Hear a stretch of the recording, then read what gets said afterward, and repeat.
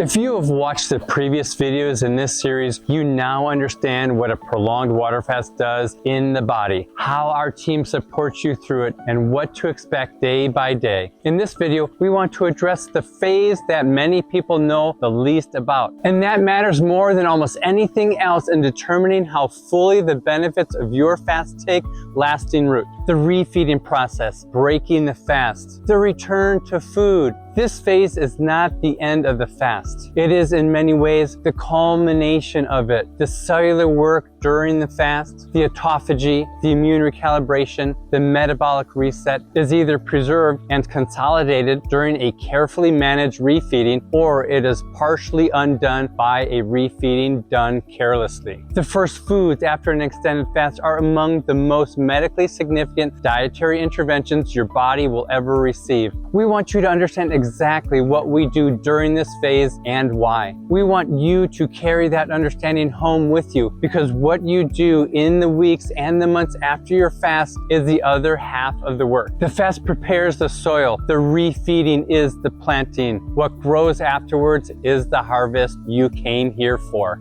We mentioned refeeding syndrome in the safety video. We want to address it more fully here because understanding it is essential to understanding why we manage this phase the way we do. During a prolonged water fast, the body shifts its metabolic priorities profoundly. Insulin falls to its physiological floor. Phosphorus, potassium, and magnesium, minerals essential to cellular energy production, migrate from the bloodstream into the cells, where they are used for the repair processes the fast activates. The serum levels of these electrolytes can appear adequate during the fasting, even when intracellular levels have shifted significantly. When food is reintroduced, particularly carbohydrates, insulin rises sharply. That insulin spike drives cellular uptake of glucose and, along with it, drives phosphorus, potassium, and magnesium into the cells so rapidly that serum levels can drop to dangerous levels. This is refeeding syndrome. Severe hypophosphatemia can cause heart failure, respiratory failure, and neurological effects. It is manageable with proper protocol. It is dangerous without it. This is why our refeeding protocol begins conservatively, progressing slowly, and as closely monitored as the fast itself. It is also why we specifically sequence the first foods in a particular way, not because of taste or tradition, but because of the specific metabolic signals those foods send to a body that has just completed an extended fast. Every decision in our refeeding protocol has clinical reason behind it. We will walk you through those reasons in plain language because we want you to understand for your own care completely. Every supervised refeeding protocol at our retreat moves through 4 distinct phases. Each phase has a clear clinical purpose, a specific approach to food and fluids, a monitoring protocol, and its own timeline. What I'd like to do now is walk you through that progression so that you can understand not just what we do, but why each step matters. Phase 1, liquid reintroduction. We begin with day 1 of refeeding. This is the most minimal and controlled reintroduction of calories, designed to gently re-engage the digestive system without triggering the sudden insulin surge or risking refeeding syndrome. After a prolonged fast, the gastrointestinal tract has essentially been at rest. Motility has slowed. Enzyme production has down-regulated. Even the microbiome has adapted to the fasting state. So when we introduce calories, even in small amounts, it's a powerful biological signal. That's why everything begins in liquid form. Fresh pressed juices that are low in sugar but rich in minerals. Diluted broths and water. These provide key electrolytes, especially potassium and phosphorus, before and alongside the body's insulin response. That timing is critical in reducing risk. Clinically, we move very carefully here. Small amounts of juice are introduced in the morning. We assess the body's response in real time. Labs are drawn early if needed. Vital signs and symptoms are monitored daily. There is no fixed schedule, only the body's response guiding the pace. If anything falls outside a safe range, we slow down immediately. And from the guest's perspective, this moment is extraordinary. The first taste after an extended fast, something as simple as juice, arrives with an intensity most people have never experienced. The clarity of flavor, the sensory depth, it can be overwhelming in the best way. Many guests become emotional, not from distress, but from a deep physical sense of gratitude. It's often one of the most memorable moments of the entire experience. At the same time, we stay vigilant. Any sudden weakness, palpitations, confusion, or breathing changes are evaluated immediately. Those can signal electrolyte shifts. Mild nausea or digestive discomfort is normal, but we are always distinguishing what's expected from what needs intervention. Transition to phase 2. Once a body shows us it's tolerating the initial reintroduction safely, we begin to build. Phase 2, soft food reintroduction. This takes place over days 2 and 3. Now the digestive system is beginning to wake up. Enzyme production resumes. Gut motility starts to return, and the microbiome is re-engaging with nutrients for the first time in days or sometimes weeks. So we introduce simple, easily processed whole foods. Things like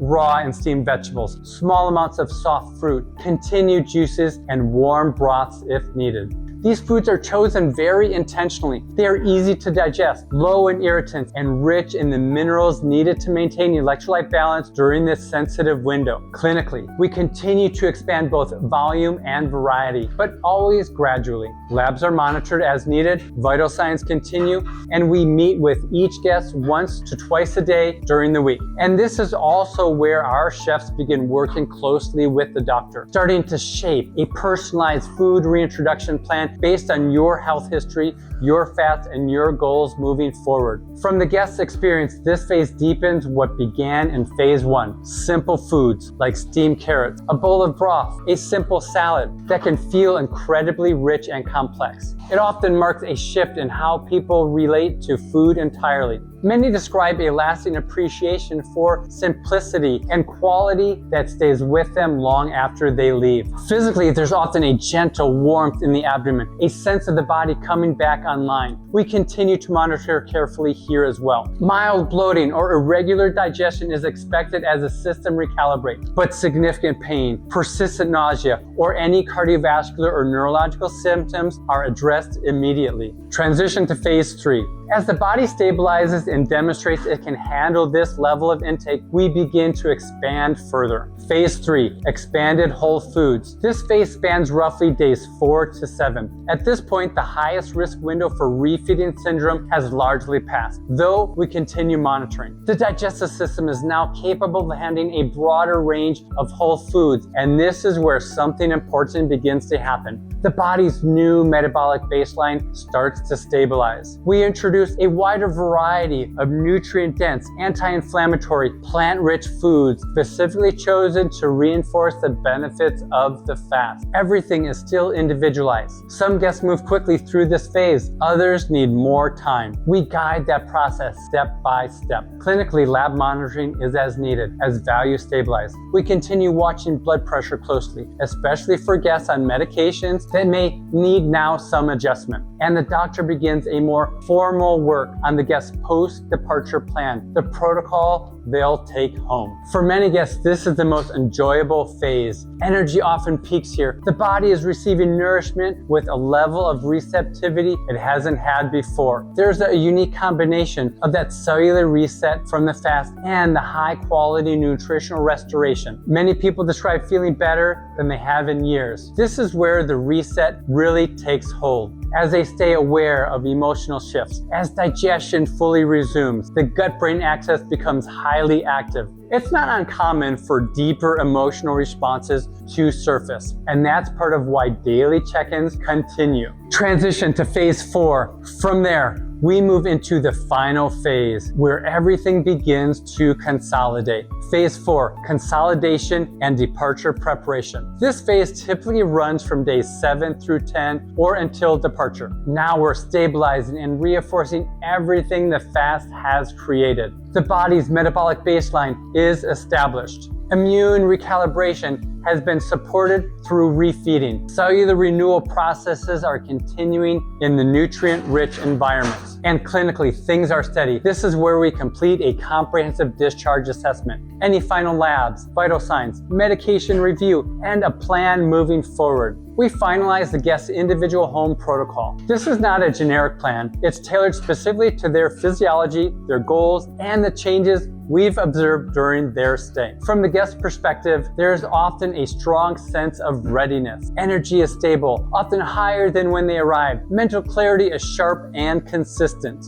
And perhaps most importantly, there's a new relationship with their body, a sense of trust and understanding that tends to last well beyond the retreat. The main thing we watch for in this phase is pacing. Sometimes as departure approaches, guests feel the urge to accelerate, but refeeding doesn't follow a calendar. It follows the body. If needed, we slow things down because the integrity of this process is not negotiable. This entire progression, from the first sip to the full nourishment, is where the work of the fast becomes sustainable. It's not just about ending the fast well, it's about setting that foundation for everything that comes after. We want to spend a moment on what the refeeding period actually feels like, not clinically, but experientially. What guests describe in the days when the reset truly begins to take hold. At first, it's not dramatic, it's subtle, and then it becomes unmistakable. Energy returns, but not in the way most people expect. Not the quick lift of stimulants, or the spike and crash of carbohydrate-driven energy.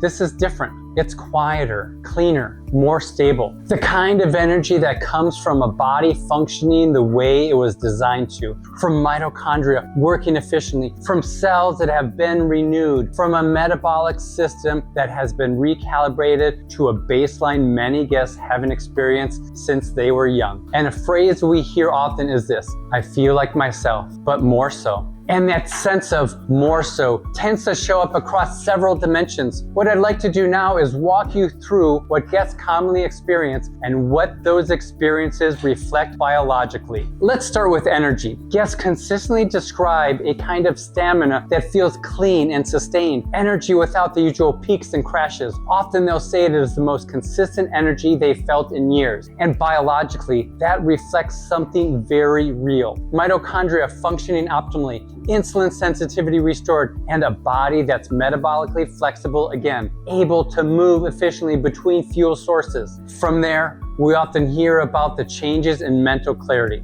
The clarity that begins during the fast doesn't just continue. It often deepens during refeeding. Guests describe thinking differently, more present, more focused, with less noise. What happens underneath that is the reduction in neuroinflammation, improved blood flow to the brain, and a system that has been trained to use fuel more efficiently, even as the nutrition is reintroduced. Another major shift shows up in inflammation. Guests who arrive with joint pain, swelling, or chronic discomfort often describe those systems as significantly reduced or sometimes gone entirely. For many, this is the most meaningful change they experience. And biologically, this reflects an immune system that has been recalibrated, a reduction in pro-inflammatory signals, and the clearing of the cellular debris that contributes to chronic inflammation. In a very real sense, the internal terrain has changed. Sleep is another area where the shift becomes very clear. Guests often begin to experience deep, restorative sleep, the kind that feels fundamentally different from what they had before. Dreams become more vivid, sometimes more emotionally significant. And this points to improved circadian regulation, reduced cortisol load, and restored sensitivity to the hormones that govern sleep. The body is finding its rhythm again. Then there's the relationship with food. This is one of the most lasting changes. Guests describe it as a permanent shift, not just in what they eat, but how they experience food. Flavors are more distinct. Satisfaction comes more easily. Food that once felt irresistible often lose their pull, while simpler, more nourishing foods become genuinely appealing. That shift reflects changes at multiple levels. Taste receptors become more sensitive, the gut microbiome recalibrating, and insulin signaling improving. The body's communication with food has been reset at its source. We also see changes in the emotional landscape. Guests often describe a sense of calm, of groundedness, of being more present in their lives. A pattern that once felt automatic, anxiety, reactivity, began to loosen. And that That's not abstract. It reflects a real physiological changes. Reduced inflammation, which plays a role in mood, restored gut-brain signaling, and a nervous system that has shifted into a more regulated state. The emotional system, like the physical one, has been reset. And finally, for guests who arrive with specific health concerns, we often see measurable changes. Lab values begin to move, blood pressure, blood glucose, inflammatory markers, immune indicators, all frequently trending in a healthier direction compared to when they started. These aren't isolated effects. They are the accumulative result of everything that's happened. Autophagy during the fast, immune system rebuilding, metabolic recalibration, and the precision of the refeeding process itself. Taken together, these changes are what we mean when we talk about the reset. It's not a single moment, it's a convergence of biology, experience, and function coming back online in a way that feels both new and deeply familiar. And for many guests, it becomes the foundation for everything that follows. The work that you've done here, the fast, the careful refeeding, has created a biological opportunity. Your cellular terrain has been reset. Your metabolic baseline has been recalibrated. Your immune system has been partially rebuilt. What you do with that opportunity in the weeks and months after you leave is the other half of the work. Before you depart, every guest receives a personalized post-departure protocol designed specifically for your health picture, your fast duration, and your goals. This is not a generic nutritional plan. This is a specific, practical guide designed around who you are and what your body has just been through. That plan will be different for every guest, but there are principles that apply across all of them, and we want to share them with you here. Every guest leaves with a plan tailored specifically to them. While each plan is unique, there are core principles that apply to everyone, and we want to share those with you. I want to walk you through what happens after you leave. And because the fast itself is only part of the process, what you do in the days and weeks that follow plays a major role in preserving and strengthening the benefits you've created. The first principle is to progress slowly. The pace of refeeding that you followed here is the right pace to continue with at home. There can be a strong pull to go back to normal eating right away, but your digestive system is still re-engaging. It is not fully online the day that you leave. The refeeding process actually continues for several weeks. If you move too quickly, especially in the first 2 to 4 weeks, you can undo some of the metabolic gains that you've just created. So the goal here is patience. Stay with the progression. The second principle is your nutritional foundation. What you've been introduced during the refeeding process, whole, plant-rich, anti-inflammatory foods, is not meant to be temporary. This is your new baseline. Your body has gone through a kind of reset at that cellular level, and it's now more responsive to what you give it. High-quality foods reinforce those gains. On the second hand, going back to heavily processed and inflammatory foods can severely and partially reverse them. So this isn't about restriction, it's about creating the environment your body now functions best in. The third principle is to honor rest and sleep. During fasting and refeeding, your circadian rhythm has been recalibrated. Sleep becomes incredibly important, not optional. A lot of the benefits you've initiated, like cellular repair, immune balance, and inflammation reduction, continue during deep sleep. So protecting your sleep is actually part of the clinical process. It is not just about refeeding. It is not just about feeling rested. It's part of how your body completes the work it started here. The fourth principle is staying connected with our team. You'll have scheduled follow-ups with the physician, and these are important. You're not just checking in, they're part of your care. Your lab values, energy, and overall status will continue to shift in the weeks after you leave. Staying in touch with us to catch anything early and make adjustments if needed. Your support doesn't end when you leave here. We continue to work with you through this next phase. And finally, many people benefit from returning for a shorter follow-up fast, typically 3 to 14 days, once or twice a year. This helps to maintain what you've built. It supports ongoing cellular cleanup. It keeps your metabolism flexible and reinforces the immune and metabolic changes from your initial fast. Your physician will guide you on if and when that makes sense for you specifically. So overall, think of this as a continuation, not an endpoint. The fast opens up the door, but these principles are what allow you to carry those benefits benefits forward and make them last. We want to close with something that we have been privileged to witness again and again. Over the years, we have been doing this work. When a guest who has completed a prolonged supervised water fast and a careful, supported refeeding process walks out of this retreat, they are not the same person who walked in. Not because we changed them. We did not. The body changed itself.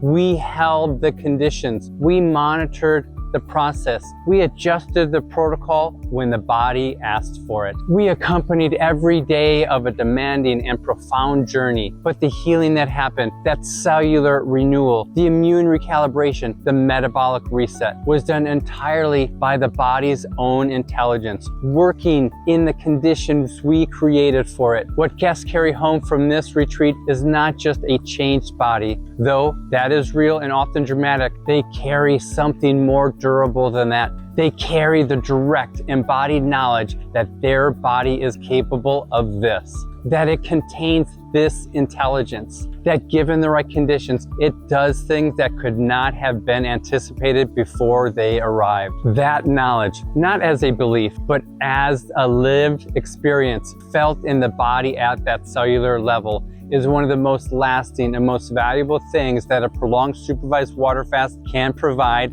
and it is available for you too.